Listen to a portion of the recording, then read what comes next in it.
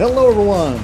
My name's Aaron Christensen. This is Horror 101 with Dr. AC, celebrating classic horror throughout history with new episodes every Friday night. Guillermo del Toro's Pan's Labyrinth, released in 2006, begins as a fairy tale. Once upon a time, there was a young girl named Ophelia, whose father had died, leaving her and her mother all alone. The world was a dark and scary place, with war and death everywhere. And so, to save herself and her child, the mother remarried an evil general to keep them safe. Once the mother was with child, the general sent for her to live with him in the forest, where he commanded his troops, stamping out anyone that threatened his power. The mother was sad, as was Ophelia, but the imaginative young girl had a special gift. She could see and talk to creatures that grown-ups couldn't see, such as the faun and the pale man. She soon learns that she is a princess with a destiny to fulfill, and so her great adventure begins.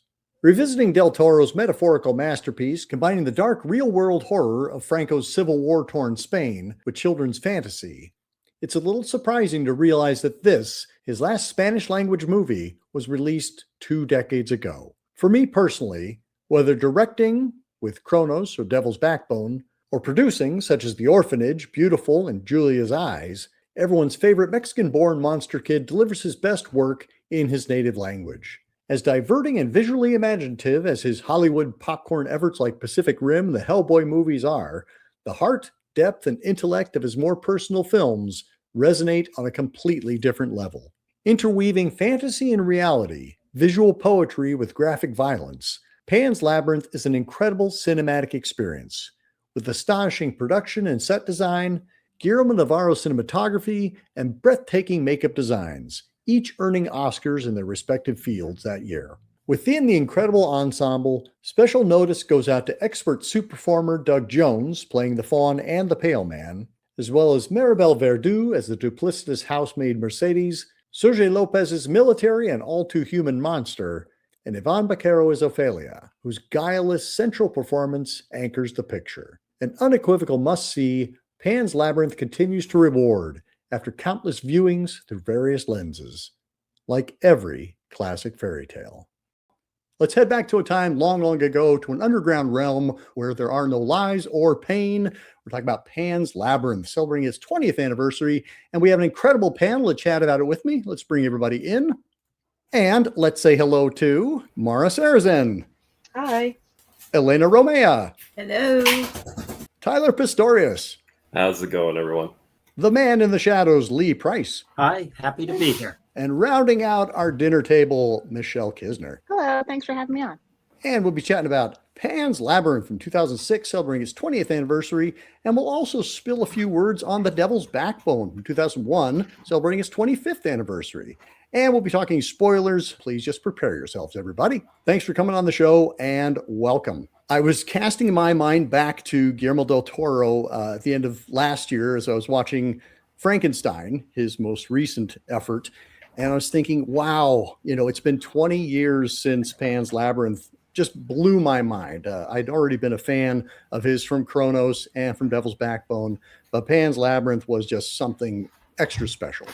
Maura, do you remember where you came to Pan's Labyrinth for the first time? I honestly don't. I'm sure I watched it at an age where I shouldn't have been watching something like that.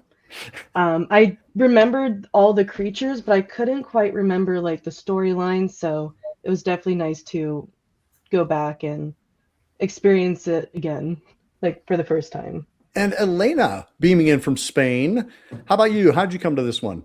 I think it was just by chance. I think it was rent a tape or something like that. I'm not very sure, but I quite enjoyed it because I first saw the Devil's Backbone, and it was quite good. So I was happy when I watched it. Tyler, how about you?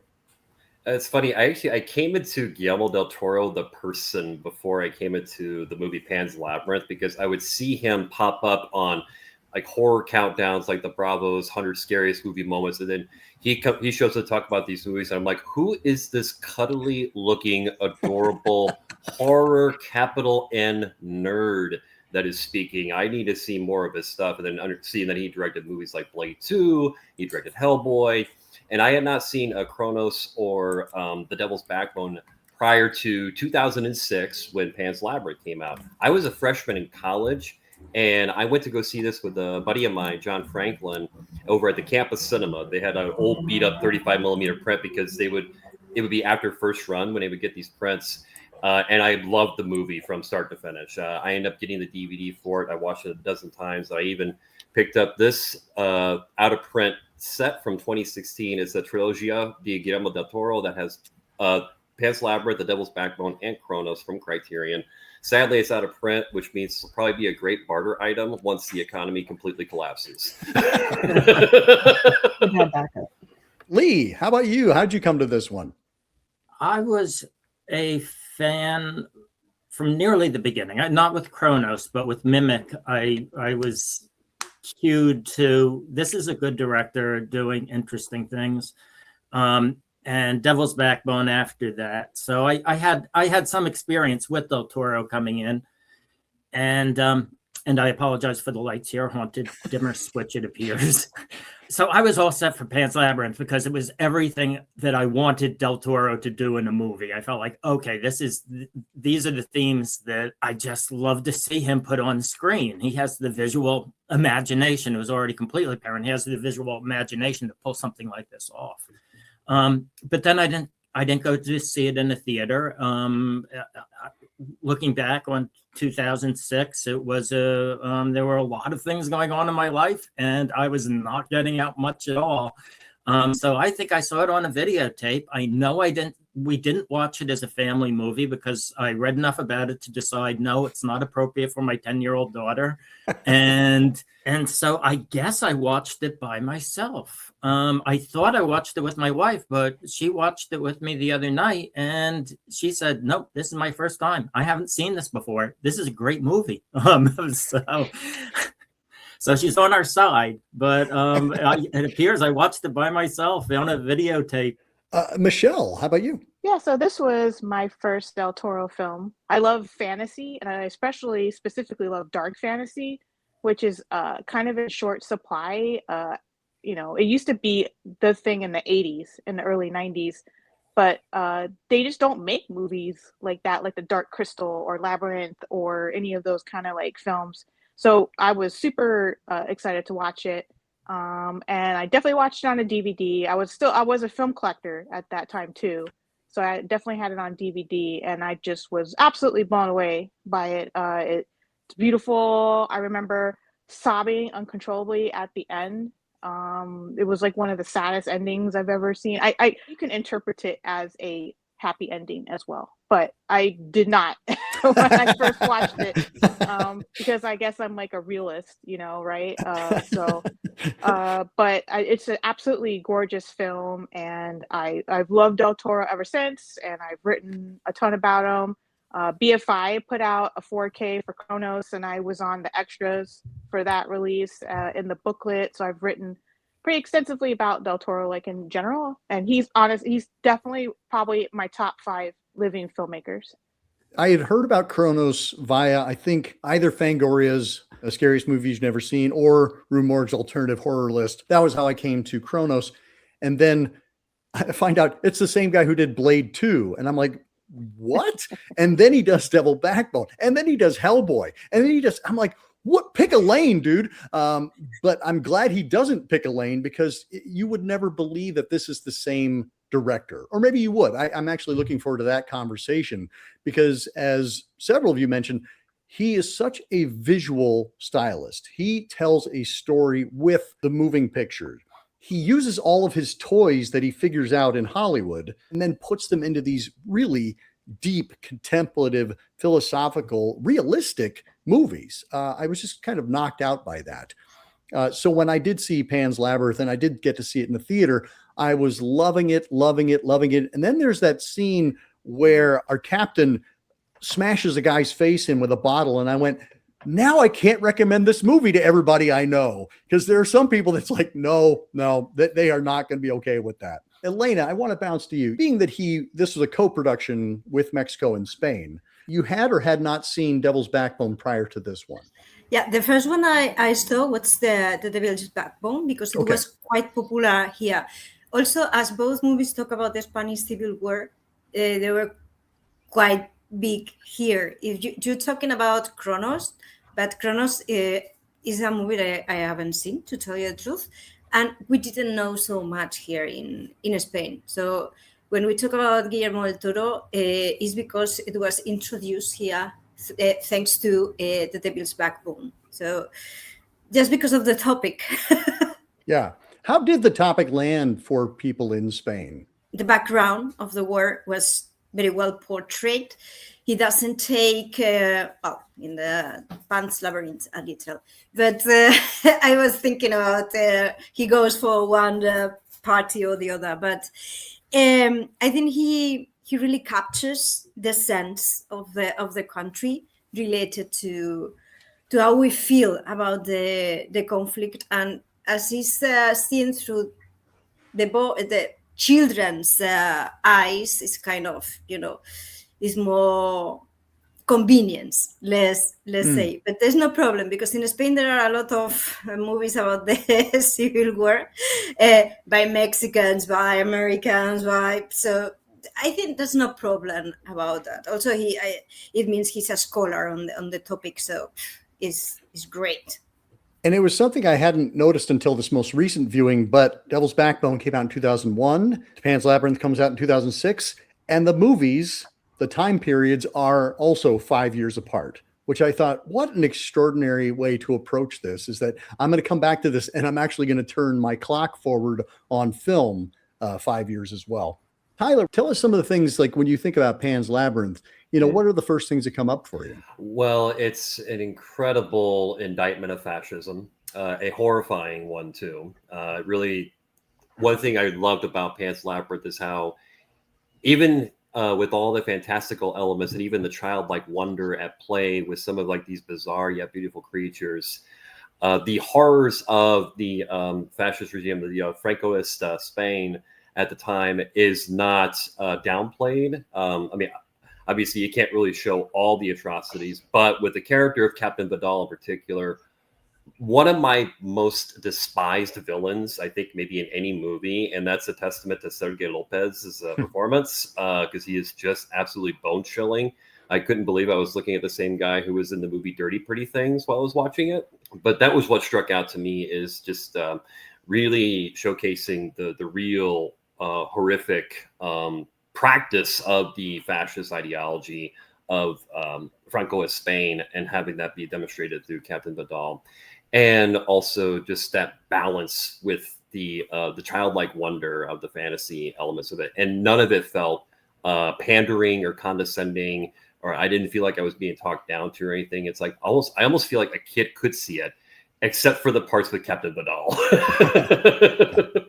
Yeah, this is one of these, Michelle talked about it as a dark fantasy, as opposed to it necessarily. There are definitely scary moments in it that I think allow it to kind of nudge its way into the horror genre. But certainly the monsters in this movie are primarily the human variety. So Mara, you coming back around to this with fresh eyes, how did it land for you this time? I definitely had a more of an appreciation for it this time. Like I said, I was 9, I think, when this movie came out. I don't know if that's when I watched it. Probably not. Probably later in my life. But yeah. But just coming back around and knowing Guillermo now, and being able to see that his style and his voice have always been in his movies, and even just researching him more because of this film, he's always been particular about how he wants his stories to be portrayed, and I've definitely developed more of an appreciation for him as a person. It's still haunting, it's still spooky, and it's gorgeous. Everything about it is just beautiful. The creature creations, even the CGI, was pretty spot on. And it worked with the characteristic of the story. It all worked together so beautifully. Yeah, I feel like Guillermo with his toys, he knows when to use them and how to use them. And it never feels like it's early 2000s CG where you have to kind of apologize for it. This is as far as I can go to tell the story, and I'm not going to go any further because then it's going to compromise it. Del Toro's, Maura talked about the themes that have run through his films. If anything, I think it's the clearest, the cleanest expression of Del Toro's vision that I've seen anywhere. Everything makes sense with this movie kind of at the center.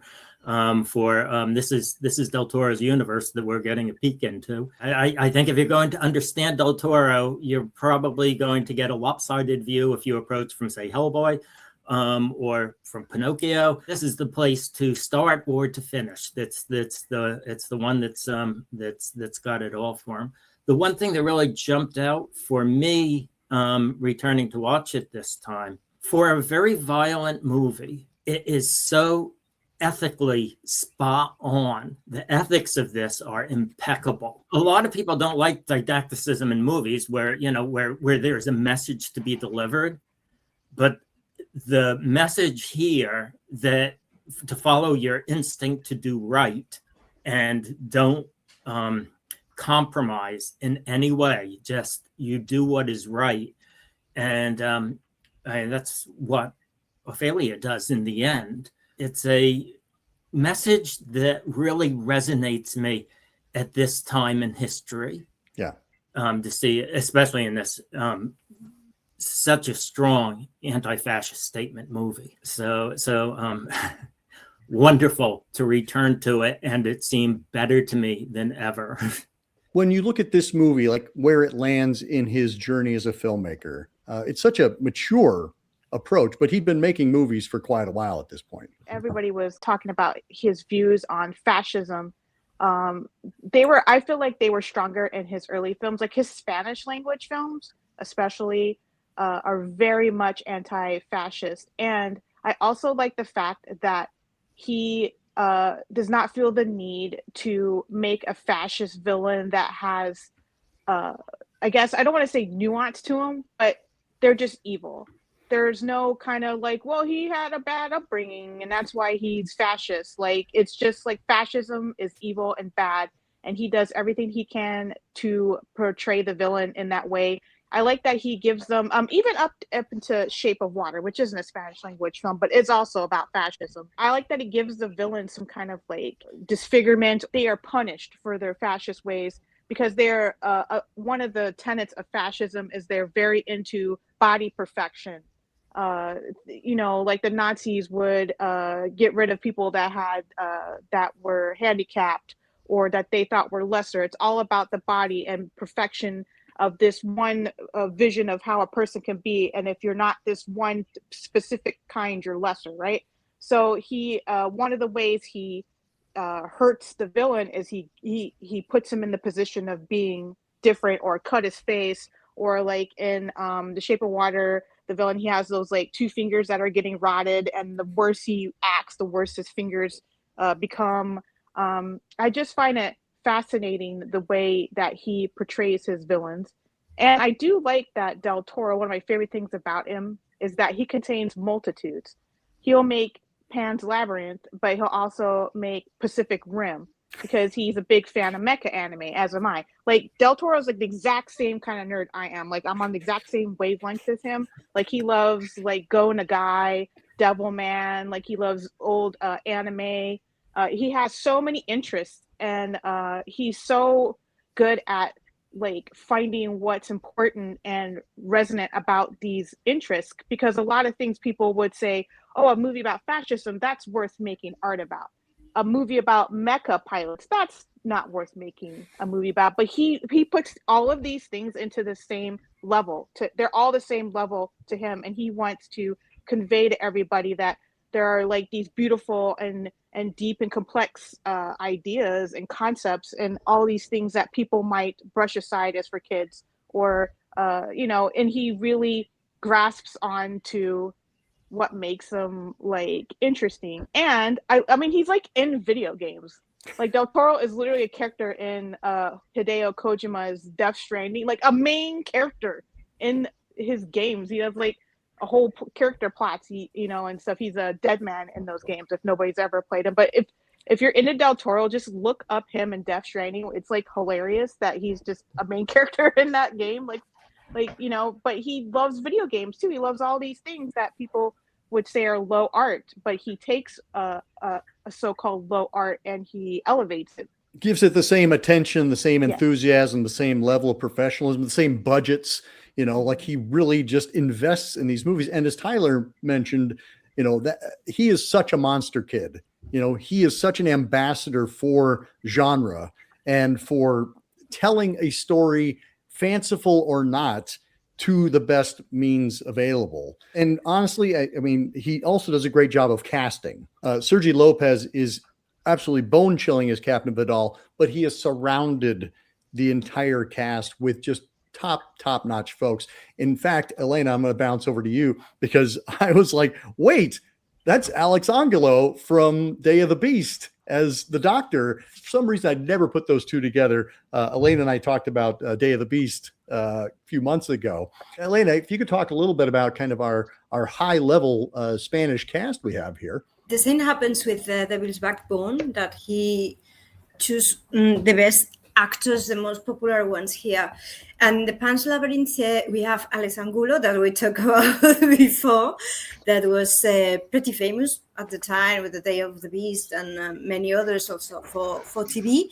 Then we have, as Tyler mentioned, Sergio Lopez, that's great actor, also is famous for TV shows and many others. And we have Maribel Verdú, the servant taking care of the girl, one of the most famous actresses in Spain. He has received many awards and she's a great actress. The girl, Ivana, thanks to this movie, became a very well-known actress. That's quite surprising, by the way. Most of them, I was just checking at the cast now on Internet Movie Database, and well, all of them. Right. And they are in, many of them are in fantasy movies, horror movies. So, but they are very, very good actors. So I will highlight the cast. That's amazing. And also not only the cast for actors, but also the cast for all the monster design, all the special effects people that are behind this movie. Because, okay, in The Devil's Backbone, special effects were important. But in this movie, I think it was very, very difficult. I mean, there's a book that I don't have, a friend of mine does, and I was checking it with all the design behind all the monsters, behind, all the settings, all the stages. I don't know how he could make it after seeing the book, after seeing the cast. I think it was a very hard work. I was also thinking about Doug Jones, because you were talking about the performances of the creatures. Like, we got to talk about Doug Jones here, playing two characters, as far as I know, the Pale Man and, of course, the Fawn. This is a guy, Doug Jones. Okay, you want to talk about the amount of hours that man has spent sitting in a makeup chair? That's most of his life has been sitting in a makeup chair, and bless him for it, because that is, one, it takes the patience of a saint to do that. Two, just like the way he's able to contort his body and everything, as both the Fawn and as a Pale Man, making them two completely distinctly different characters. But also, one could possibly imagine that they might be the same character. That might be the Fawn taking a different form, for instance. That they never say that explicitly, but it could be one way or another. I think between this and I would say even The Shape of Water, it's such a shame that Doug Jones really hasn't gotten his flowers as an actor. We did get Jacob Elordi being nominated for Frankenstein as a Creature, deservedly nominated. But with what Doug Jones does as both the Fawn and as the Pale Man, but especially the Fawn, because the Fawn, there's almost a playfulness about him, but there's still like something sinister about him at the same time. Like, you kind of like him, but he still seems a little creepy. I mean, the Pale Man is just pure nightmare fuel. From as soon as you see the Pale Man, it's like, no, nothing good's going to come from this. Don't touch those grapes. Please don't touch those grapes. I'm forever blown away by Doug Jones's work in this. And obviously the rest of the cast too. I mean, just the main girl, Ivana Baquero. You want to talk about like one of the great child performances ever in movies, as both the princess and as Ophelia in particular.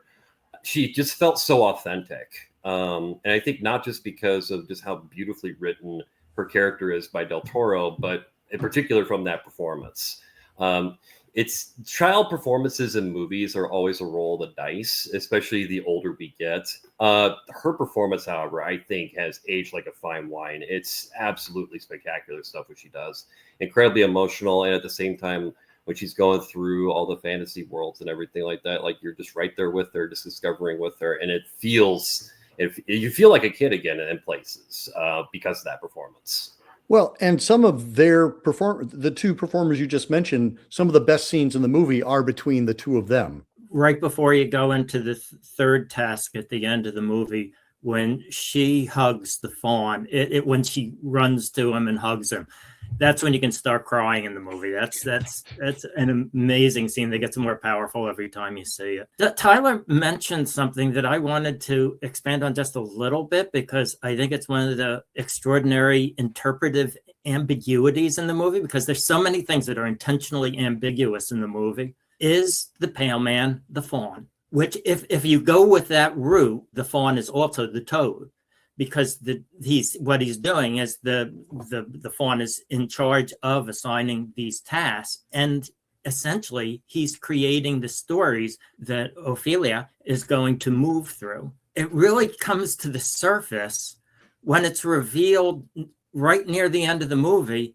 that there are still 3 fairies, that the fawn still has the 3 fairies in his possession. So therefore, the ones that were eaten during the movie, they appear to be okay and in the fawn's possession. I just have this feeling I could watch it 10 more times and come up with 100 more levels of depth to all this.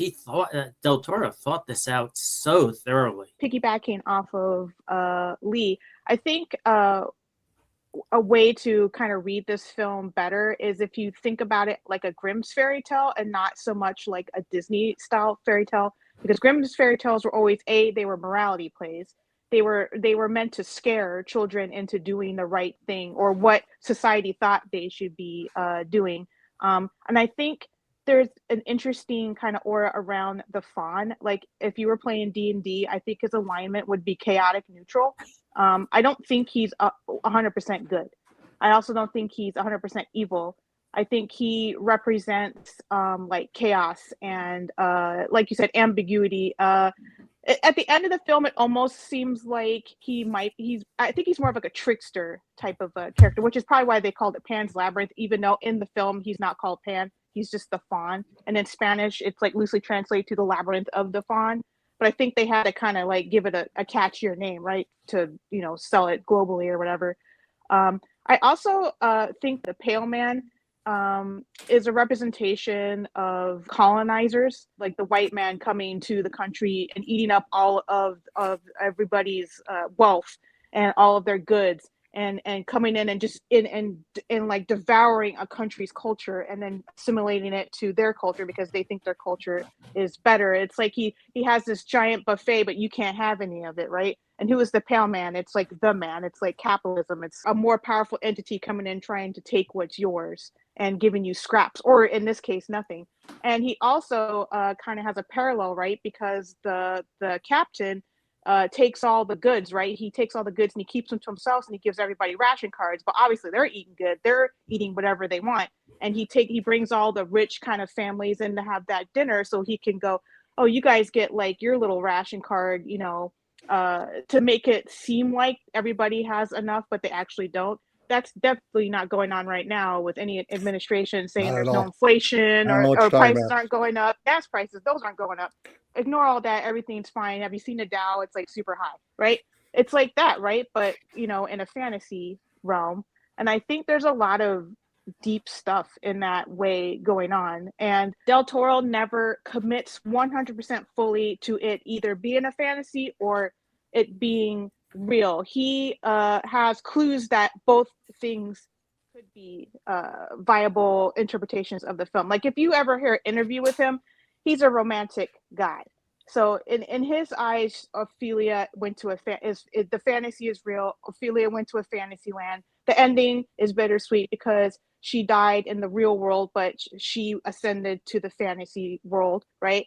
But there's also that scene where the captain comes upon her talking to the fawn and he can't see the fawn, right? Right. So maybe the fawn just hides himself. That could be a thing, but maybe he doesn't exist. Maybe the fawn isn't real. Maybe it's all in Ophelia's head and she's trying to cope with the reality, a dark reality, with fantasy, because that's what children do. And if she's dying, bleeding out at the end, she's really dead. But the fascism has been defeated, but at what cost? There's always a cost to fascism, and it's always the weakest people or the most vulnerable people in a population. They get rid of them first. And I think that's a really powerful thing to depict. And it's also very powerful to depict child death, which is very, very, very taboo. It's like the one main taboo, I would say, in film. Even films that are gruesome in other ways, they will cut away when a child dies. But this film does not. It makes you accept that it makes you watch her die. It makes you experience it. And I think Del Toro is trying to say this is the ramifications of fascism is that a child dies and there's nothing you can do about it. And maybe the only thing we can do is talk about it in a fantasy type way so that you can understand how evil fascism is. Talking about there's a lot of mirroring that happens throughout the film where we have, the fantasy realm and we have the reality world. As you just said, we have those two dinner scenes and I think they are meant to mirror one another, but we also have this wonderful kind of blending of the two worlds. The fawn gives her the mandrake, but the mandrake is in the real world. The captain pulls it out and holds it up and the mom throws it on the fire. Where did it come from? The chalk, the chalk is given to her by the fawn, but the chalk shows up in the captain's office. So it's like we have this really great thing where it's like, yes, there is reality, but there's also a clear fantasy realm that is intruding. And I really like how he plays with the color scheme. What's happening inside the torture room, the storage room, but then outside is a completely different color palette. When they go into that path to the pale man's chambers, it's just this red, warm, completely contrasting with the cold and gray that we've been seeing. Talking about that dinner scene where she comes into the pale man's chambers, what do you get out of that? What are some of the images that pop up for you? First of all, horrifying. I'm very surface level when it comes to movies. I don't interpret things the way that a lot of you guys are interpreting. I kind of just take it as face value. So I do like to do more research on like the directors and see kind of like where they are mentally and how they possibly are trying to portray something. And I did look into it a little bit more, and I think Guillermo del Toro, he wanted the Pale Man to actually represent the Catholic Church, especially the Catholic Church's involvement with fascism and how they just kind of, they're supposed to be like the church, like they're supposed to be moral and like love everyone, accept everyone, but they were making excuses basically for fascism. And when it came to stuff like that, so it's kind of like gave me a different viewpoint of the Pale Man, like just a very haunting and beautiful scene at the same time. Like he just knows how to pull art and put a message directly into it as well. And I think that's a very unique gift, and not a lot of directors can do that, especially with the undertone that you have there as well. Well, and I think that's one of the things I do love about Del Toro is that he is able to tell a story that you can enjoy on a surface level. And then there are levels of interpretation and levels of subtext that are absolutely there as well.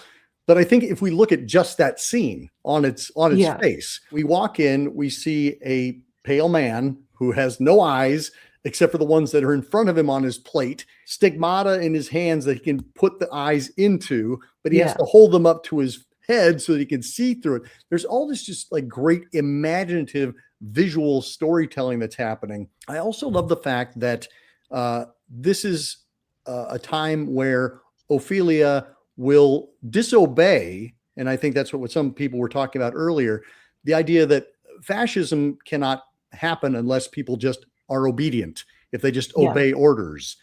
And in this case, Ophelia does not obey the orders twice. The fairies tell her it's the middle door, but she chooses the door on the left instead. And that turns out to be the right door. Yeah, I think that like has a lot of nuance to itself too, because you're in this area, you have all these paintings depicting him eating children, killing children. So like obviously you're in the area of a very evil being. And then you have the fairies that have been with her the whole entire time, guiding her, trying to like befriending her. Essentially, she loves them. She loves seeing them around, and she still disobeys them when it comes to it. And I feel like in those situations, it's very easy to not believe in yourself. You have like a black and white, like this guy's evil, these guys are good. I'm going to follow what I think is good. But she still goes and follows herself and her own beliefs. And she essentially, I think like a lot of the time, like she was reading a lot of the time too. So maybe she picked up on fairy tales, like you can't really trust everything that you see or hear from the like these creatures too. But she essentially did follow her own gut feeling, which has proven to like show how good of a person she is throughout the whole story, which I thought was a nice little significant part of it. Right up until when she eats that grape. Yep. And all of us are like, She gave in a no. little. Don't eat the I grape. love, No. I love the fairy was like, no, like when she ate it, like, what do we do?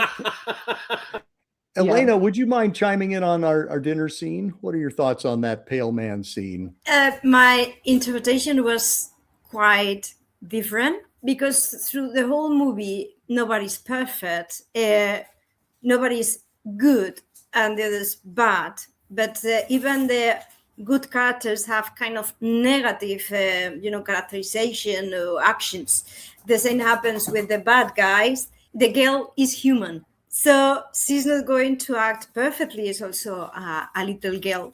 So also, I think it deals with some Spanish traditions of when we are kids, and normally in order to behave ourselves, we are told that a guy with a sack is coming just to take us away and to eat us, And so I see how this was created based on some Spanish legends, some Spanish, not fairy tales, but threats to the kids, because it has some of these remains. Also very Barockian, full on the Barockian tales, etc. So it has a very Spanish background. Real quick, Michelle made the comparison. It's like being in a Brothers Grimm fairy tale. That's exactly what I thought when I first saw the movie. Because as a kid, even up as a teenager, I've always wanted to see like a really proper adaptation of like the Brothers Grimm fairy tales. I'm not talking about the Terry Gilliam movie, which is more so about the authors themselves. So it's not quite what the Doctor ordered, but I appreciated that effort. The Pale Man's Dinner Table, that to me felt like I finally got a Brothers Grimm fairy tale adaptation, because like from the look of it, from the mood of it, and the characterization, it felt like I was seeing a Brothers Grimm fairy tale come to life, and particularly in the dinner table scene, like from start to finish. I just watched the movie again. I watched it with my wife for the first time, not realizing that she hadn't seen it before. It all came back to me when we were watching it together. When she's looking at the grape, my wife is loudly saying, "Don't eat the grape." So don't eat it. So yes, boy, people that do have that reaction so strongly.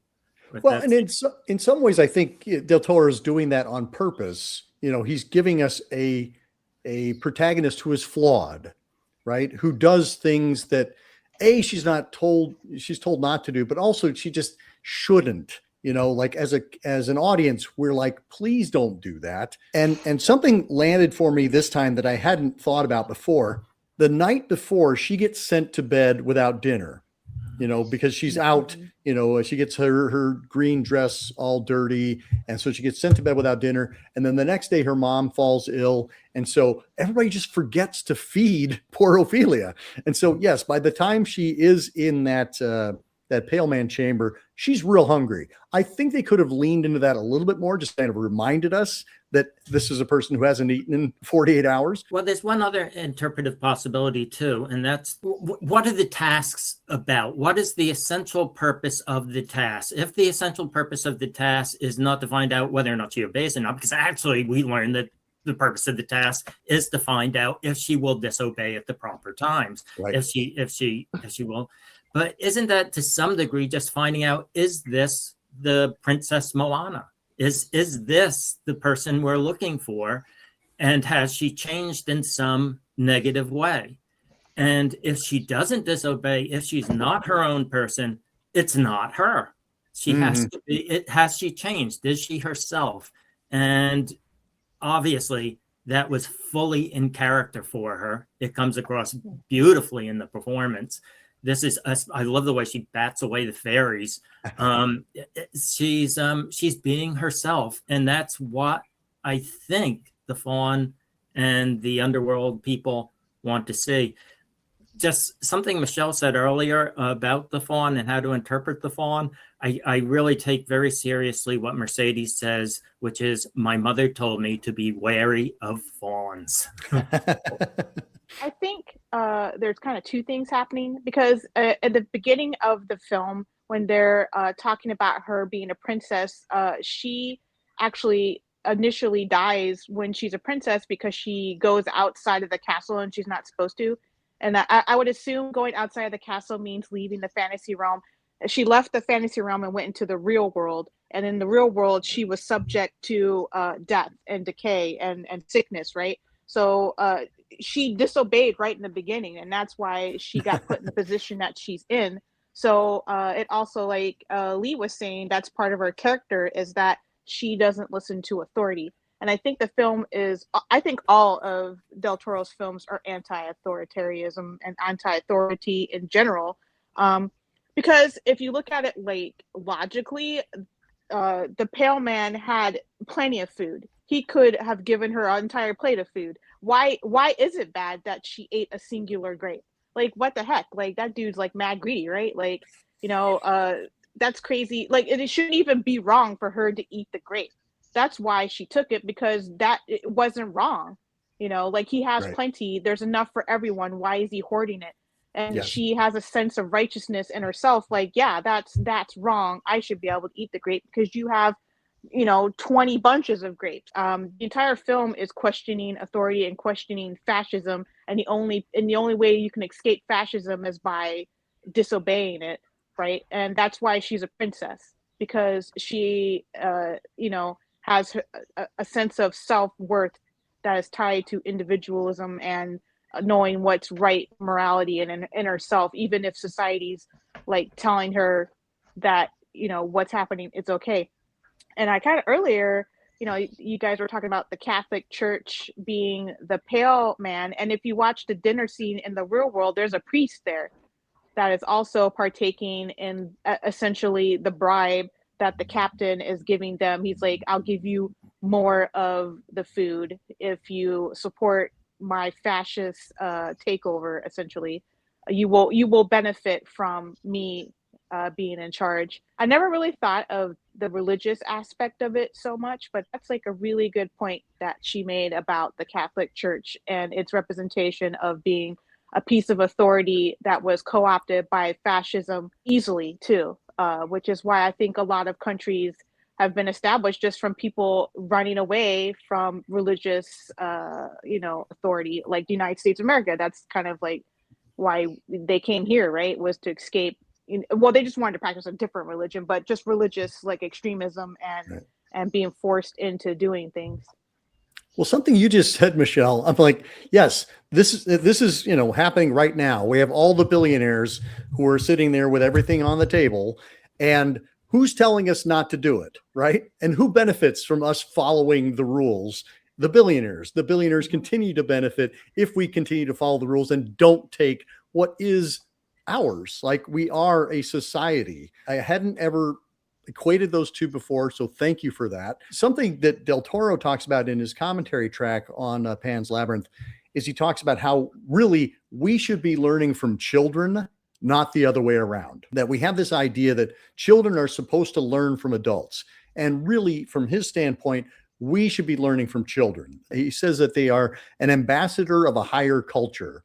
And I think that's why when we see our younger characters in Cronos, in Devil's Backbone, in Pan's Labyrinth, we do have wisdom that comes from these younger children. Another one of my favorite lines, there's so many lines I like in the movie, but I think a major theme in the movie emerges when Mercedes tells Vidal that I was invisible to you, because that is also the explanation, and I think the correct explanation actually, for why Vidal does not see the Fawn at the end. Yep. It's not within his mindset. It's not within his reality. Yeah. He doesn't have the capacity. He doesn't have the imagination. I love that line. And yeah, and the idea is that children do have this capacity, at least for a little while. And I don't think Del Toro's lost it. And it's a wonderful thing to have. Yeah, he has always come off as somebody who is young at heart, and he will continue to be young at heart throughout. Something that bears mentioning is the film has a very, or at least the environment has a very patriarchal feel to it. And we have these incredible female characters who are pushing back against that all the way through.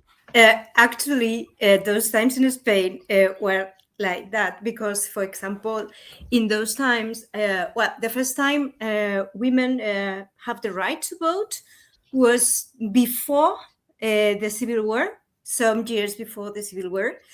During Franco times, a woman cannot even have a bank account without the permission of a man.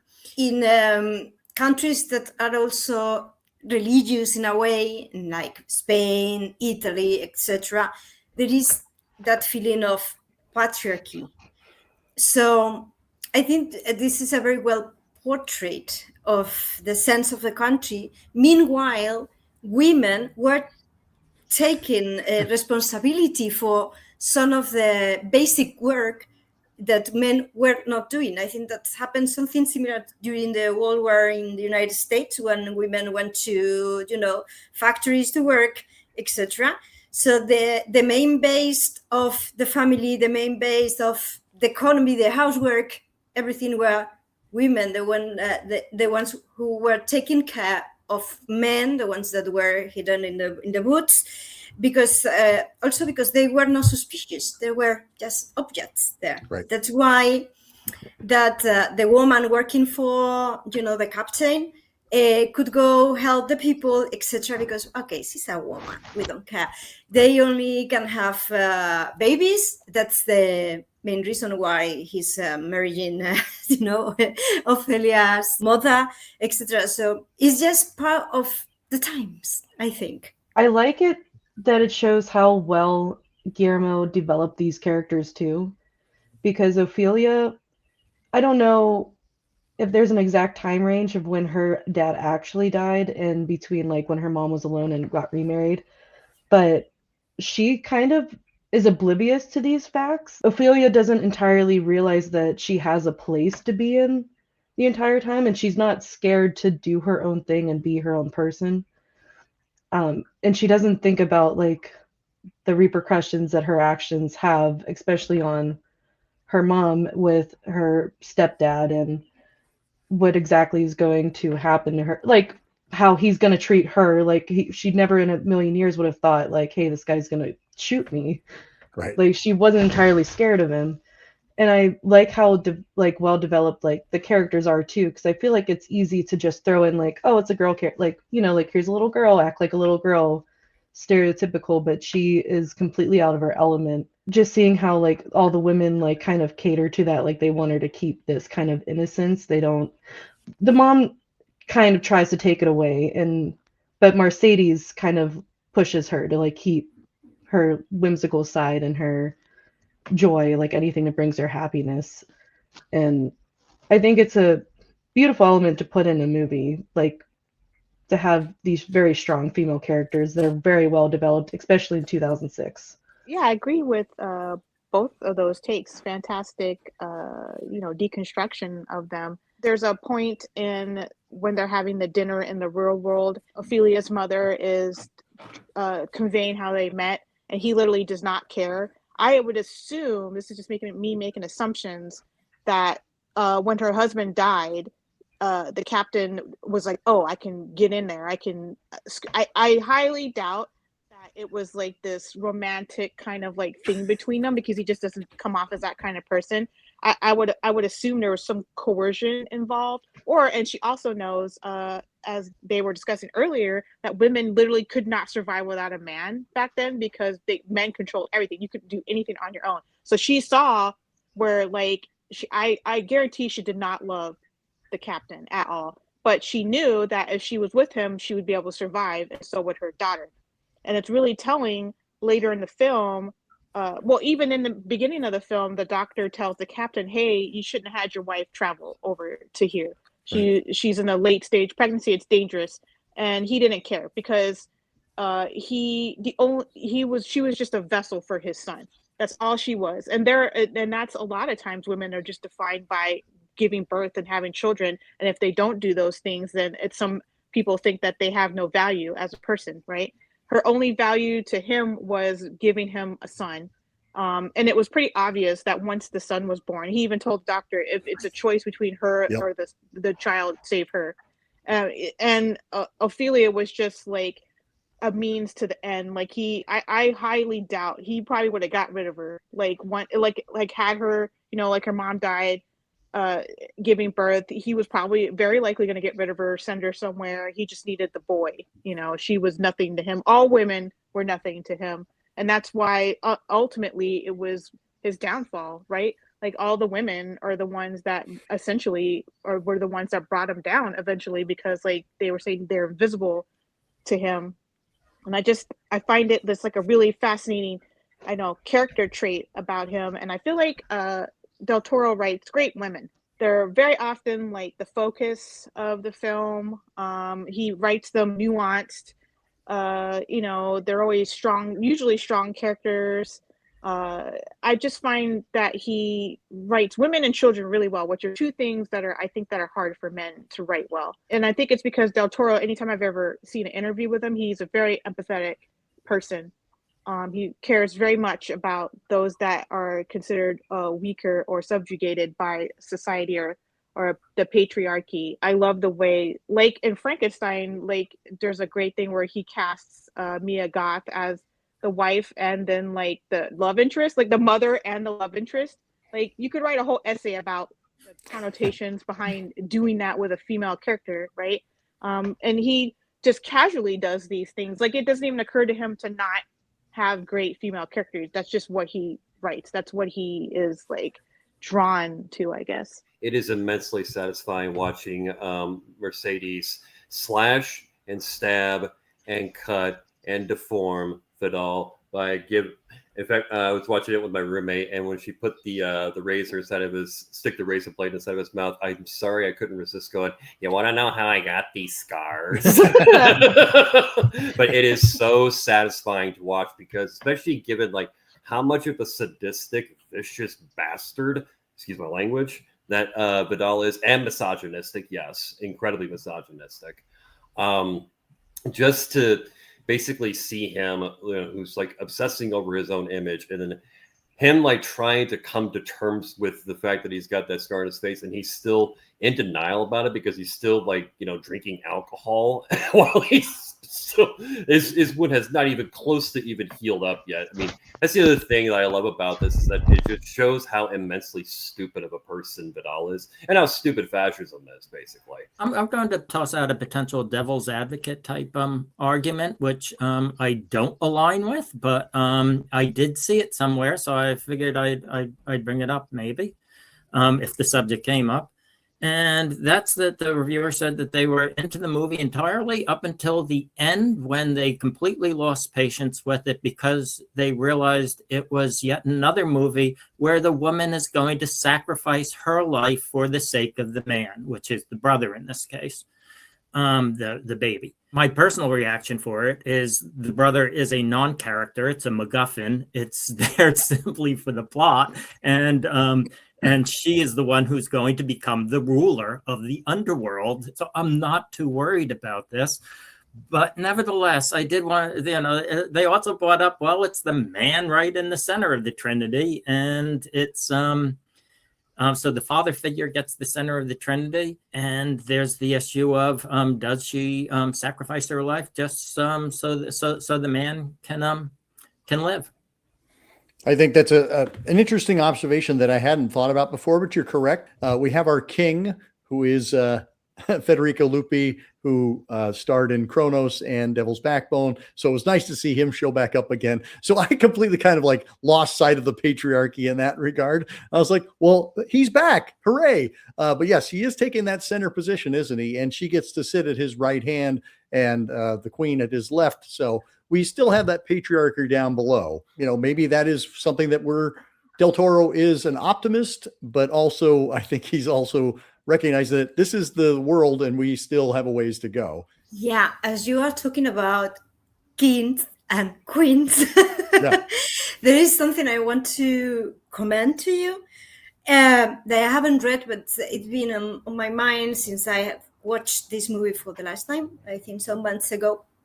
And is that, okay, it's happening during the Civil War. The Civil War started because we have a republic going on here in Spain. There were some disappointments. I'm just summarizing, okay? Spanish history. And when after the Civil War, we have the dictatorship. And one of the things that Franco signed was that when he died, the monarchy must be again in Spain. So for me, it's quite surprising that at the end, Guillermo del Toro is using the image of a monarchy, even in a fantasy world, okay, as a kind of the end or the solution, Right. for This is the happy Ophelia's ending. problem. So the happy ending being, the monarchy that, let's say, some Spaniards are against due to that it was restored by Franco, etc. So when you mention the happy ending being the king, it's like maybe here we can have some inconvenience. But okay, I just wanted to highlight this because I know some people that may be listening to us or watching us may not be very familiar with the Spanish history or all these things. Okay, so it's quite surprising for me that the happy ending is a monarchy. Isn't that's funny? Because I think we've been so conditioned by fairy tales that like this is the happy ending, right? The rightful king takes his place and the princess takes her position by his side. But yeah, it is. It's still a patriarch. It's still a monarchy. Fascinating. I think that's him playing with these conventions. But it's interesting that he does kind of allow his happy ending to coincide with them. Something that he mentioned during the commentary was the fact that during the Spanish Civil War, there were 500,000 casualties, and 250,000 of them, half of them, were civilians, not soldiers, women, children, men who had nothing to do with the war. I think that's another thing that he's pointing up is that there's a lot of collateral damage for the benefit of those who are trying to assume power or retain power. The problem, there are many problems here. But the main thing is that people who were fighting in the Civil War were civilians, because we have the army, the official army that was in a kind of war with in Africa. Well, that's very long, but people who were defending the cities were civilians, all of them, who were not trained for a war. So they took one side or the other, but they didn't know how to fire a gun, they didn't know how to defend themselves, and they included women, children. Also, there was a kind of testing with, for the Second World War, with all the Guernica bombings and many other things, but all of them were civilians. We have people from the unions, from the communist unions, from the anarchist unions, but they were not soldiers. Nobody was a soldier. So it was something that was very complex. It's like something happens now and me goes and defend Madrid. Okay, so it's like, what? I would put my money on you, Elena. I think you do a bang-up job. This movie won 3 Oscars. I think it was nominated for 6. I remember when it didn't win Best Foreign Film, I was outraged. But then I saw the lives of others and I went, okay, that was actually pretty good. So never mind. And Guillermo would eventually go around and get his Oscar, but it won for cinematography, for art direction, and for makeup. That is kind of the mind of Del Toro. He thinks these things through in such a great visual way, but he also recruits the best people he can find to execute that vision for him. Along those lines, can we talk about some of our favorite moments in the film? When you think of Pan's Labyrinth, what are the images that come to mind? And they can be things that we've talked about already, or perhaps things that we have not. I find the ending the most beautiful. Just like the way it all comes together in the end. It's such a heartbreaking moment. And the music, the theme to this film is incredibly gorgeous. Absolutely beautiful. Very memorable.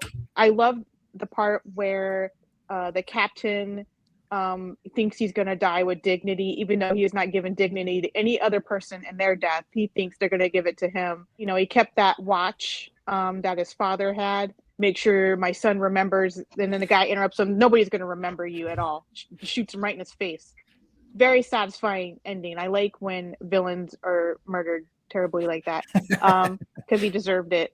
As somebody that watches a lot of transgressive films, the first thing I thought of during the scene in the beginning where the captain smashes that man's face in with the wine bottle. I don't know how many people here have seen Irreversible. Yep. But there's a scene in that where they smash somebody's face in with a fire extinguisher, and it's like the exact same, like, I remember being so shocked by how graphic that was. Such a great way to establish that character, because it and nothing else in the film is really that graphic after that. Like when they cut his face, it's kind of like, but nothing is that brutal and graphic. It's so out of nowhere too, because when you first watch the film, it has this kind of like mystical, whimsical, there's a dark fantasy. You're like, okay, I kind of get picking up what this is putting down. And then that scene happens and it kind of shocks you back into reality for a second and makes you reconsider like what is going to happen in this film. I thought I was watching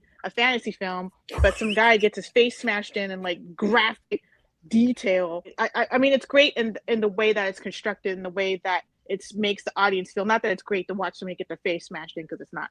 But the special effects on it are great too. I mean, I'm not gonna lie, like whatever they like the practical effects, because this movie is a great mixture of practical and a little bit of CGI. But like if you made this movie now, the fawn would be full CGI and it wouldn't look good. In this film, the fawn is absolutely fantastic looking. Also, I want to point out that Doug Jones does not speak Spanish at all, and he just learned all of it phonetically. And he does a great job. And also, I don't speak Spanish at all, so I can't tell if I'm sure his accent sounds funny, but it works because obviously he's like a creature, right? So he's going to sound a little off kilter when he's speaking it. But I just thought it was cool that he learned. I think Del Toro was like, we can have somebody dub you or whatever, but he refused and he said, no, I'll learn it. I'll learn the lines in Spanish. I just thought that was like a cool extra effort he put into portraying that character. Correction on that. Del Toro did dub him. He did? He did it. Yeah, he did it all in English. He did it all in Spanish. He learned Spanish, and so that particularly so that Ivana could do the scenes well together. Right. But then in the end, he did dub. No, I was like, oh man, he did a really good job. He worked really hard. We're not going to take his effort. Something you just said, Michelle, reminded me that there's a scene. The soldiers are storming up the hill and attacking the rebels. And on the commentary track, Del Toro talks about the fact that like, because they weren't allowed to fire anything, because everything was very dry, that entire, like every pistol muzzle flash is CG'd in. All the blood is CG. The sky is CG. The squibs, everything is him just adding those little invisible effects. And that's the thing I love. That's when I really like to see CG used, is to make things that are impossible happen in a way that it's just, you don't even think about it being a special effect. You're just thinking about it as a storytelling, because it was very dry, like all of the ferns and the moss and things like that. All of that is just set dressing and CG. Thank you, Del Toro. Like I can forgive you your crazy, CG monsters that look like cartoons, because you're also using your tricks in that regard. The one thing that I think of is obviously the fawn. Like, he is just the face of the movie. There's just so many parts of this film that I love. She is just such a good human. Like, when she went under the bed and she was talking to the mandrake root, and she was like, "What, are you sick? Like, what's going on?" Like, she was just talking to it. Every part in her scene, all of the gross aspects are very, like, I don't want to say cartoony. I want to use whimsical again. Like, everything that's gross in her scenes don't gross me out as much as if you go to the captain and when he's bashing the face in with the guy. Like, it's very gruesome, very gross. I had to look away, but like when she got tricked the toad and he vomited up like this beautiful glowing goo of bugs and like the mud on her and everything, like it's such a nice contrast between the kid being on screen versus the adults, and you can really tell, like, back to what you were talking about when or when it was mentioned that he really admires kids and he thinks we should take more of their lessons and use them as adults. You can tell, like, he does fully believe in that, and you can see it so well in his movies. Going to the ending, like, the ending was beautiful, was very captivating, but I love that he used it as the beginning. And you don't know which way it's going to go because it's kind of in reverse where all the blood is getting sucked back into her. So he does kind of start you on that journey of questioning things right at the very beginning. You don't know what's happening. I think the entire movie, I don't think I could do anything to change, to improve whatsoever. But when Ophelia and the Fawn are together, like, to me, that's like, in a weird way, it is like watching a masterclass in acting, because you have a child actress and then you have an actor who's completely covered in makeup. And yet I forget that I'm looking at a child actress, and I forget that I'm looking at a guy in makeup every single time those scenes are happening together. It's like Pacino, De Niro, and Heat. Like, I don't think about the fact these are just like Al Pacino and Robert De Niro sitting down in a coffee shop at 2:00 in the morning. I just see those two characters, and that's basically any time that we have scenes with the Fawn and Ophelia together, I could watch any day of the week. Now I want to watch Heat with Ophelia and the Fawn. Okay, I'm going to attempt to take three scenes and link them together because they work so well together. And one's beginning, middle, and end. The beginning has that incredible shot where we're looking at Ophelia die. The shot, amazingly, is in reverse in time, so that the blood is retreating. We're going backwards in time as we see this. And then it goes into her eye for an interior shot. So in some degree, we're watching this whole movie from inside Ophelia's eye. We're there for the rest of the time. And that shot is kind of echoed halfway through the movie, where Ophelia lies down with her mother and puts her head on her mother's stomach, and the camera goes, it's just this one shot that goes on and on with amazing CGI effects that you don't notice as she tells the story, and we go inside the womb. And the story is about the flower. And so that flower is going to show up at the end of the movie as well, because the story is about this black mountain that's covered with thorns from the rose, but the rose can grant immortality. But nobody goes up to pluck the rose because, and it even says it's men. The men are too scared to do it. And in the end, the flower blooms because of her bravery in what she does during the movie. It's an incredible movie. Absolutely incredible. Beautifully done. Way to link those three. To you, Elena.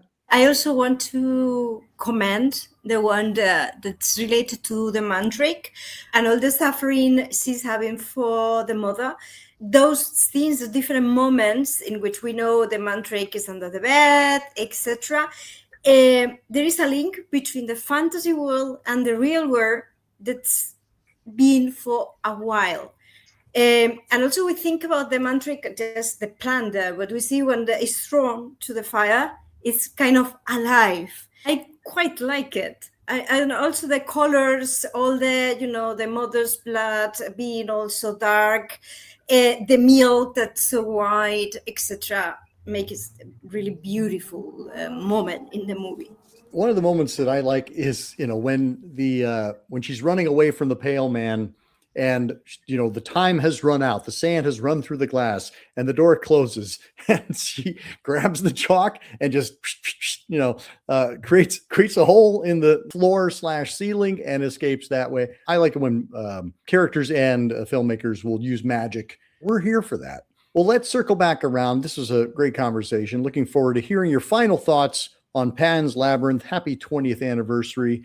Let's go ahead and start things off with you, Maura. Definitely just a solid film. I will be recommending this to a lot of people. I think a lot of people that I talk to are hesitant because of the Spanish aspect, that it's not in English, and you just really miss out on some beautiful films that you would never know existed if you're not interested in trying to experience them because of that aspect. Learn to read, folks. Learn to read. The subtitles exist for a reason. Learn Spanish. I don't know what to tell you. It really does hit you hard, like with the family aspect too, with the women characters, with the war, like what Elena was saying, like this was very specific to Spain and what they were going through, but I think that a lot of people can understand the fear of war. You can relate to it. You can relate to the fear. You can relate to pretty much anything in this movie. Elena. Well, apart from what Mura says, and apart from the beauty of, the creation of the design of the movie, I like it. I love it, and I would recommend it for sure. It's one of the first movies, or the first movie, or the only movie in which we can find this kind of fantasy related to the Spanish Civil War, because normally when we read something about it or we watch a movie that's about it, is pure realism that is full of ideology from one part or the other, is based, in battles, whatever. But in this case, we have an individual that's very similar to the Devil's Backbone, because they're quite close. So, but you can see this from the perspective of innocent eyes, and in which is the setting, but is very important, is around all the story. So, and it's fantasy, and it's how to avoid the trauma of the war through those eyes, through imagination. And I think that's why it's so great, by the way. Bouncing down to you, Tyler. This is one of the easiest recommendations I can ever make. I think Pan's Labyrinth might be one of the best fantasy films ever made, and arguably one of the best films of the 21st century. I'm just taken by it every time I watch it. I've seen this, I think of all of Guillermo del Toro's movies, I've watched Pan's Labyrinth the most, and I think it's not even close. And that's considering all the other really great movies he's done. That Pan's Labyrinth is just the one that I could just put in at any time and never get tired of it. For those who haven't seen it, don't let the fact that it's in a foreign language scare you. Just watch it. Like, get over yourselves. There's subtitles. And while we're on the subject, I mean, Guillermo del Toro, not only an incredible writer, incredible director, and a visionary, he is an incredible raconteur when it comes to film, when it comes to art, when it comes to anime, when it comes to music. Listening to him speak about movies is such a joy in and of itself. And English is not even his first language. But that was what attracted me to the film to begin with, was just listening to him talk about Deep Red, or listening to him talk about Don't Look Now, or what have you. He's just he's fun to listen to, and he clearly loves movies. He loves horror. He loves fantasy. He loves art, and he obviously respects history, and obviously is a deeply empathetic person. And I think all that comes through perfectly in a film like Pan's Labyrinth. A very easy recommendation. One of the, obviously, in terms of this genre, just absolutely among the top of all time. Well, and I want to just pull over for a second because, Del Toro has also lent his Hollywood status to so many younger filmmakers. Like, he has produced dozens and dozens of movies and has just been able to be an ally for so many people trying to realize their vision. And I think, again, it just speaks to the kind of person he is, the kind of artist he is. So yes, I agree. Like, as a writer, as a director, as a producer, he's a good one to have in your corner. Lee. Yeah, this is probably going to be a bit out of left field. I usually, I frequently, when I really like a movie, I like to think, well, what does this pair well with? And I'm going to mention another movie that I think it pairs well with. It's a non-horror fantasy movie. But the theme here that I'm interested in is it fantasy? Are we in her head? Is this all just in Ophelia's head? Or is this, to some degree, something real going on that we should be understanding, that where the reality, there's more to the reality than Vidal's world? I came up with an odd choice. It's a 1946 movie called A Matter of Life and Death by Michael Palin Emmerich Pressburger, where you go through the entire, the character, the main character in it should be dead. And there's no possible real explanation for why he doesn't die in the first 10 minutes of the movie. And then the rest of the movie, he washes ashore, and the first thing he meets is a goat herd. It's like Pal had an interest in Celtic spirituality, and it's the same thing that Del Toro seems to be drawing on for northern Spain, having a Celtic base to some of its folk traditions. Yeah, I think there's a real sort of I don't think the movies are aware of each other in any way, but they pair really nicely because they're both equally ambiguous. You can interpret them either way, that this is all through the pilot's head itself. We're inside there, and this is a fantasy based on him surviving and being operated on. This is what he dreams while he's being operated on. Or is it really happening? Is there an alternative reality that's playing with the reality that we're all aware of? So they really play nice together, and they're both also my top 100 movies. So I'll happily watch either of them anytime. As for a recommendation, just if you haven't seen it, see Pan's Labyrinth. It's amazing. Yeah, if you've been listening to us talk about it for 90 minutes, you probably ought to invest in actually watching the movie. Michelle. Pan's Labyrinth. I agree actually with what Lee said earlier in that I think it's Del Toro's best film. I think it's the most successful film that conveys like every single thing that he is fascinated with, and it's just the most well-rounded film. I also found it interesting, Lee was talking about Ophelia and whether it's in her head or not. I'm sure it is intentional, but the name Ophelia, like that's a character in Hamlet that goes crazy and dies. She descends into madness.